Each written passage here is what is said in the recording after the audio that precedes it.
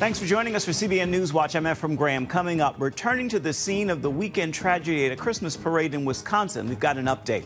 And we're following developments in the release of missionaries in Haiti. Plus, a deeper look at Christian persecution around the world, where some groups are committing genocide against believers in Christ.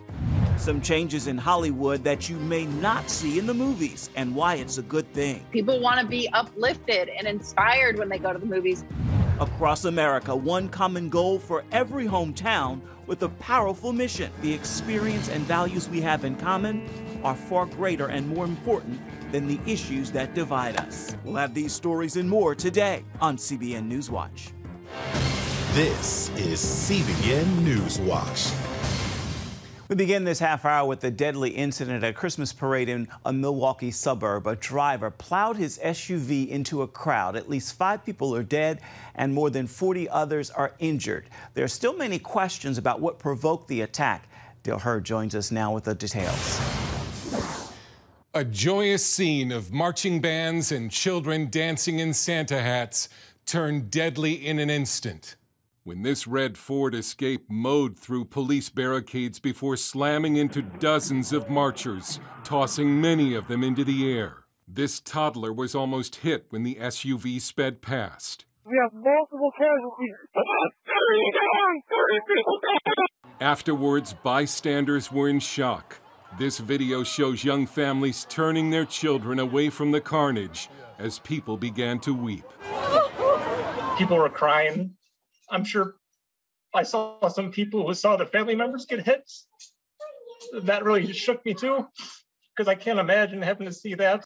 And then all of a sudden, I heard a loud bang.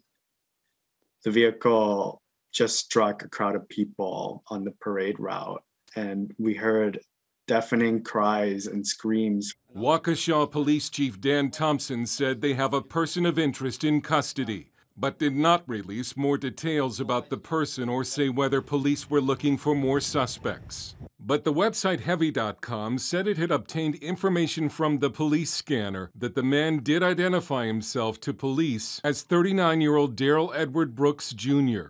And New York Post columnist Carol Markowitz tweeted she could confirm Brooks is in custody. An eyewitness who spoke to a Wisconsin TV station described the appearance of the driver as similar to what Brooks looks like. It was a black guy with dreadlocks by himself. I don't know if you want to use that. Okay, well, listen, Rick. Hey, I'm a black guy. Police haven't said what triggered the driver to plow through the parade or whether it was connected to terrorism. There are reports the suspect was fleeing a crime when he drove through the parade. One police officer fired at the SUV to try to stop it. An officer did discharge his weapon at the suspect vehicle to try to stop the vehicle. Local families are now dealing with dead or injured friends and relatives, and others left shaken by what they witnessed. I was so close to actively losing my children, because children go into the road to get the candy, and they were saying that they wanted to get candy. Public schools in Waukesha are closed today as local police work with the Wisconsin Department of Justice to try to figure out exactly what happened. Dale Hurd, CBN News. 2 missionaries once trapped in Haiti are safe and in, quote, good spirits. That news is coming from their Ohio-based church organization. Christian Aid Ministries could not share the names of those who were released, why they were freed, or any other information.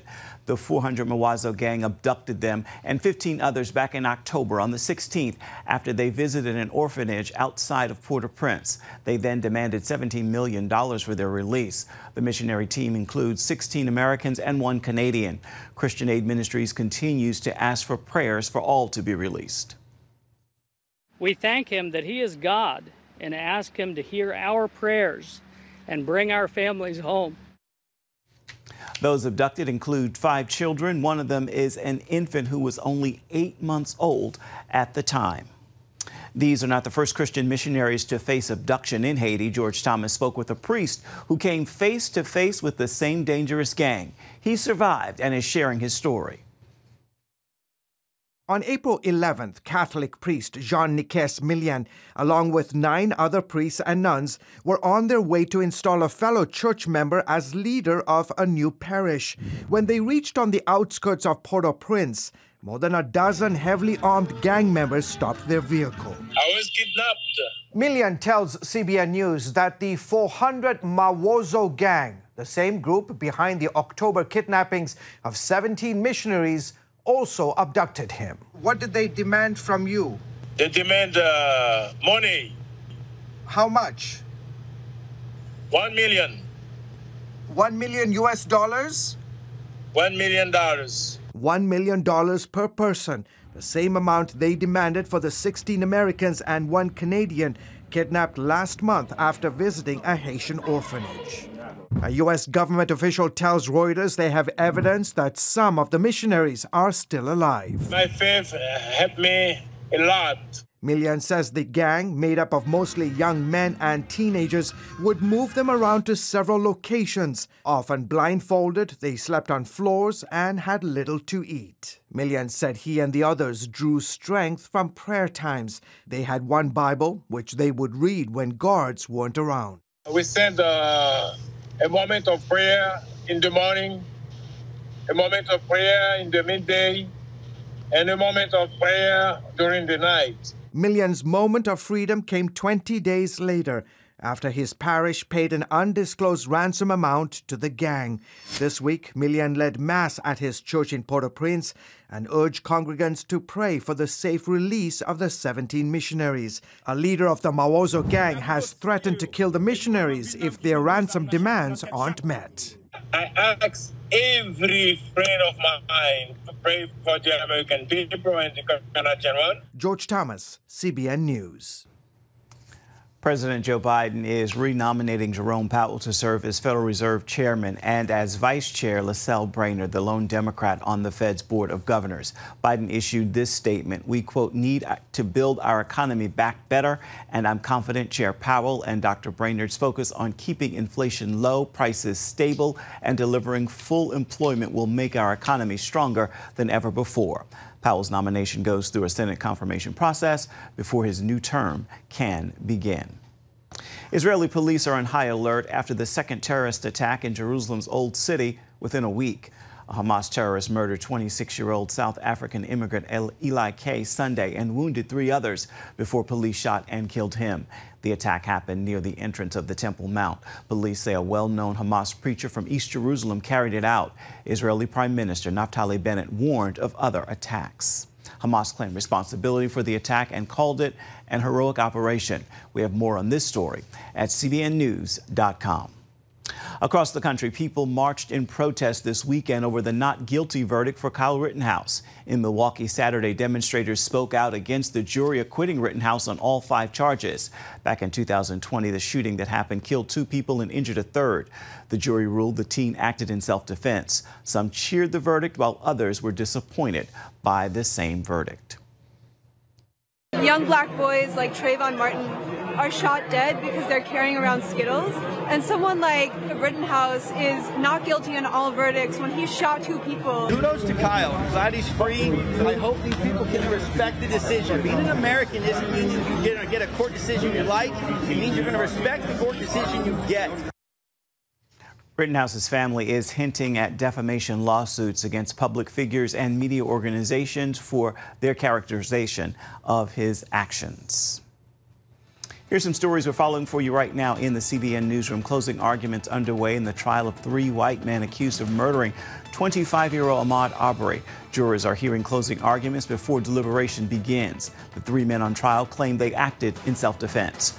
A megachurch pastor in the Philippines is accused of trafficking girls into the United States. Pastor Apollo Coboli and 2 church administrators face charges. The victims are as young as 12, as old as 25. There are reports church leaders called them pastorals and threatened them with physical and verbal abuse. That's a quick look at the latest headlines from the CBN newsroom at this hour.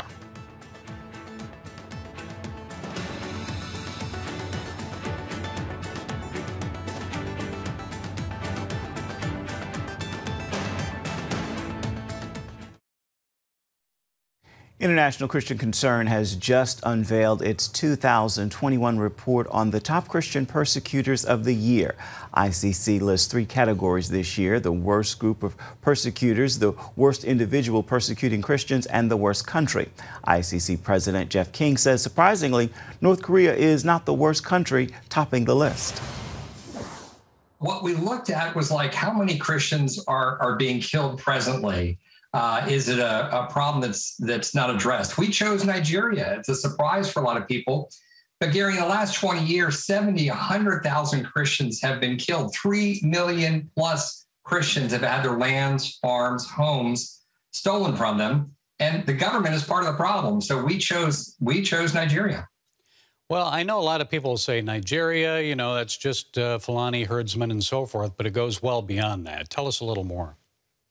Well, this is the problem. You know, we work in Washington, D.C., and we're working with the government. And so that's the line that comes from the Nigerian government. They want to frame this as a conflict between farmers and herders. It's not a conflict. It's a one-sided war. It's a genocide against Christians.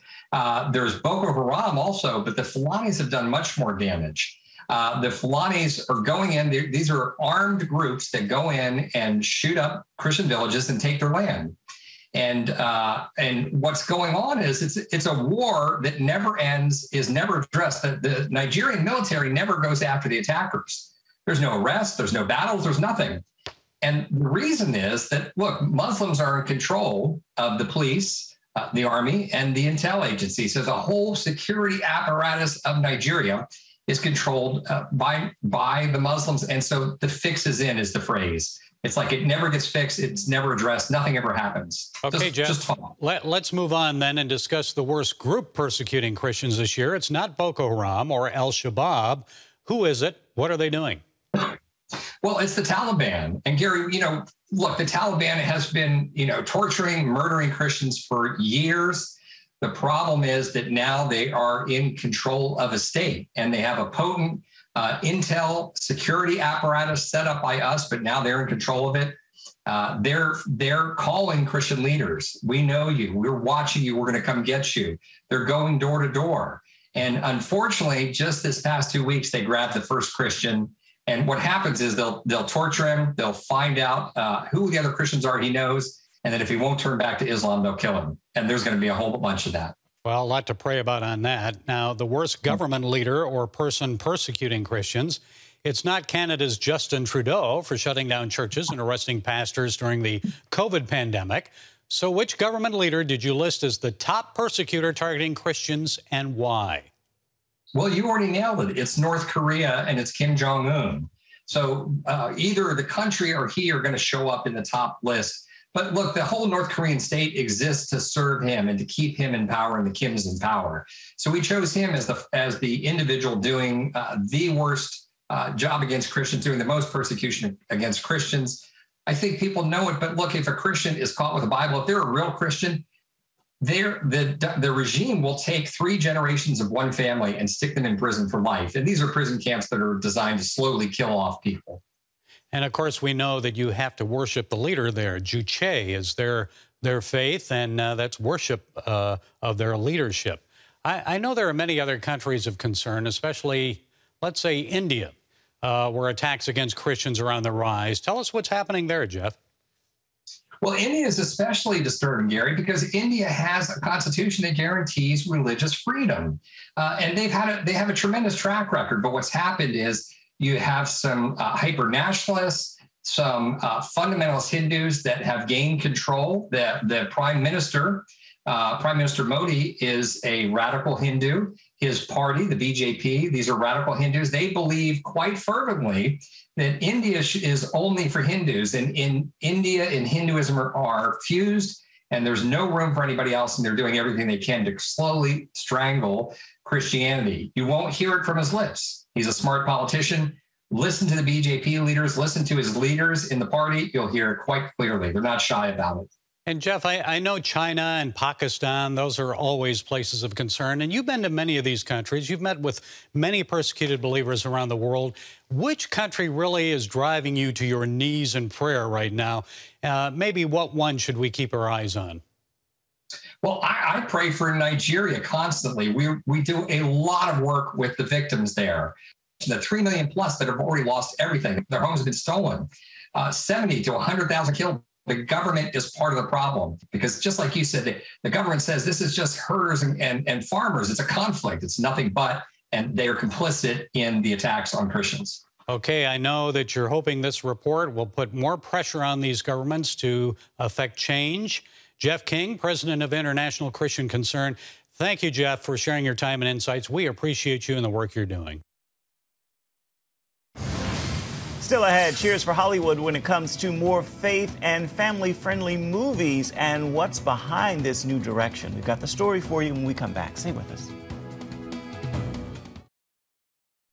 Uplifting news from Hollywood when it comes to what they are not including in movies these days. Now, Mark Martin spoke with one movie industry expert about the encouraging trend for Christians and families. Hollywood is producing movies with fewer sex scenes than it has in about 50 years, according to a BBC report. Movie Guide's Evie Carroll is here now with the story. Evie, this is good news, but is there more to it? Well, what this article on BBC News is saying is that that they're now producing less sex scenes and less sex and nudity in movies since the 90s. And so it's interesting, this person who wrote this article is not actually too happy about it. So she's on the more secular realm. But this is what we've been doing at Movie Guide, kind of analyzing the movies in terms of how much sex, nudity, violence is in a movie. And we, too, have found that it is true that these things have diminished and people want more moral content. Yeah, well, that kind of brings up my next question. Why is that? Why do you think Hollywood is making this decision? Well, it really is that families want more moral content. So if you sell a ticket at the box office to just one person for an R-rated movie, you're going to make less money than if you're going to sell 4 tickets to a family. And thus far, all the Marvel movies have been clean and had Christian content to them. And, thus far, all the movies that are in the top 10 every year, 8 out of them have Christian content, more moral content, biblical content we talk about. And that could be things like sacrifice and giving to other people. And they don't have the sex and violence in them. Recently, we've seen movies like the latest one about C.S. Lewis doing well in limited release, and also The Chosen's Christmas movie pre-sales break records. Are studios starting to pay attention to these examples? They are, and many of the studios have faith divisions to them. Sony has Sony Affirm, and they produce a lot of the Kendrick movies, and Lionsgate has the Erwin brother movies. So we're happy about that. That's a big change in the industry from when we started Movie Guide about 30 years ago, and so we believe that's a great thing. We also know that Clifford the Big Red Dog opened strong at number 2, just behind the new Marvel movie, Eternals. Is that another strong indicator of what sells? It really is. It's a clean, wholesome movie with not very much questionable content. So that definitely shows the numbers that, people want wholesome movies. All right. Do you think Hollywood will keep tracking in this direction? And what else do you think family audiences are hoping that Hollywood will do? We do hope that Hollywood continues in this realm because, in the 80s and 90s, it was definitely a different story. And so, obviously there's a huge Christian audience out there. There's about 170 million Christians who go to church every week. And that's the content that we want to see reflected in movies. And people want to be uplifted and inspired when they go to the movies after a long, hard day of work. They really want that relief. That is so true. All right, Evie Carroll with MovieGuide.org. Thanks so much again, Evie. Appreciate your time and insights. Thanks for having me. Coming up, a major campaign coming to your hometown with a huge goal to help heal our nation. We got the story for you, and CBN NewsWatch continues. We'll be right back. We certainly hope this time of year brings you home for the holidays and perhaps inspires you to honor your hometown. Take a look. You need to honor your hometown and make that an annual celebration. Where do I begin when I talk about my hometown? It's so much. It's a mix of traditions and lineages. I'm from Monticello, Georgia, home of the Piedmont Academy Cougars and the best place to grow up in the whole world. No, I love you, but the best place to grow up in the whole world was Yukon, Oklahoma. These celebrities are among the many campaigning for us all to honor our hometowns. In my Tennessee mountain home, life is as peaceful as a baby's sigh. Filmmaker Ken Burns and singer and songwriter Marty Stewart are leading the effort they call an unprecedented campaign to recognize every American city, noting it's a nonpartisan effort with a simple but powerful purpose to remind all of us that the experience and values we have in common are far greater and more important than the issues that divide us. I didn't really have a hometown as much as I had a home street in the South Bronx section of New York City. It's only fitting General Colin Powell honored his hometown in the campaign before his passing a little more than a week ago. I grew up learning what it's like to be with other people, to understand that this is America and all these immigrant nations make us a great country. Honor your hometown. Time now for your Monday Motivation. I pray this message will bless your day and your Thanksgiving week. When you live in a place of gratitude, it's hard for anything else to take up residence. There's simply no room. Fill your heart with gratitude. Your reality, exactly where you are in this moment, is actually someone else's dream. With that word, I encourage you to make this a marvelous Monday. That is a wrap for this edition of CBN News Watch. Thank you so much for watching. You can always find more of our programs on the CBN News Channel. You can also find them online at cbnnews.com at any time. Let us know what you think about the stories you've seen here today. You can email us, newswatch@cbn.com. You can also reach out and touch us on Facebook, Twitter, and Instagram. We look forward to seeing you right back here, same time tomorrow. Goodbye, God bless.